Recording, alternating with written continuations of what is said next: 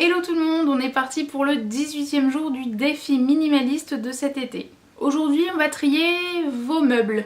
Alors prenez pas peur, je vais vous expliquer. Il n'est bien évidemment pas question de vous séparer de tous vos biens, mais d'y réfléchir.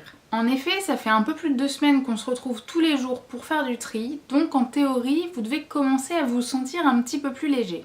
Bon, et en plus, en toute honnêteté, il ne s'agit pas que de vos meubles, mais aussi de certains éléments de votre décoration. Donc, comme je le disais, ça fait plusieurs jours que vous libérez votre espace intérieur, et donc en toute logique, certains de vos meubles et placards doivent commencer à se vider. Si c'est le cas, réfléchissez peut-être au fait de pouvoir réagencer votre organisation, pour pouvoir vider complètement un meuble des petites choses qui restent dedans et de pouvoir les ranger ailleurs. Ça permettrait de libérer complètement ce meuble dont vous pourriez vous débarrasser.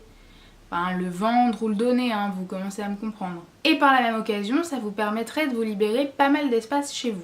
Alors oui, quand on s'intéresse au minimalisme, ça peut aller assez loin. D'ailleurs, certaines personnes pratiquant le minimalisme peuvent paraître assez extrêmes. On voit parfois passer sur internet des vidéos de personnes n'ayant même plus de canapé ou de table, et ils possèdent seulement un matelas posé par terre, un bureau et une chaise, et ils s'en contentent très bien. C'est évidemment pas ce que je vous conseille particulièrement, sauf si vous voulez passer du côté obscur de la force, bien entendu. En ce qui concerne la décoration, comme on la voit tous les jours, on finit par ne même plus s'en rendre compte. Il vous suffit juste de prendre quelques minutes pour sonder un petit peu votre environnement et les objets de décoration qui vous entourent. Et pour faire le point, il vous suffit de vous poser cette question magique: est-ce que si je tombais sur cet objet aujourd'hui dans un magasin, est-ce que je l'aimerais et surtout est-ce que je l'achèterais? Si c'est non, n'ayez aucun remords à vous en séparer. Parce qu'avant tout, le minimalisme, c'est de vivre entouré de ce que l'on aime véritablement et de ce dont on a besoin. Et je suis convaincue que la vie est beaucoup trop courte pour garder des choses qui nous plaisent pas. Cette vidéo est terminée pour aujourd'hui, j'espère vraiment qu'elle vous a plu et qu'elle vous a aidé. Si c'est le cas, tu connais les bails, tu likes, tu commentes, tu partages et tutti quanti. Bon courage pour le rangement